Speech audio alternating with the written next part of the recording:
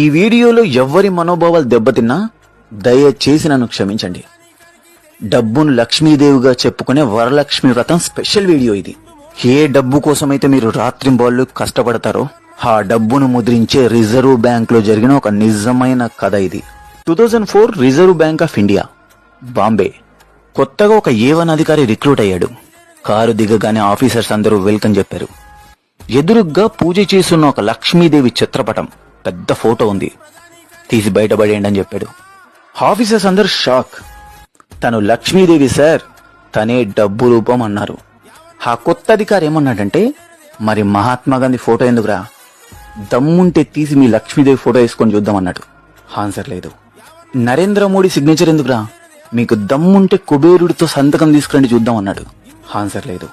మరంత పెద్ద లక్ష్మీదేవత కదా, చదువుకోవడానికి చిన్నపిల్లలకు డబ్బులు లేక రోడ్ల మీద అడుక్కు తింటున్నారు, ఏం చేస్తుందో మీ లక్ష్మీదేవి అన్నాడు. ఆన్సర్ లేదు. మరి మీ లక్ష్మీదేవికి అంత పవర్ ఉంటే లక్ష్మీదేవి గుళ్ళో పూజ చేసే పూజారులనేమో రేకులిళ్లలో బతకనిచ్చి ఎదవలకి లుచ్చానా కొడుకులకి పెద్ద పెద్ద మేడలు ఎందుకు ఇచ్చిందిరా అన్నాడు. ఆన్సర్ లేదు.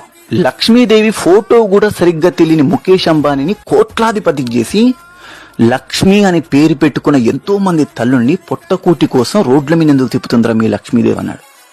ఆన్సర్ లేదు.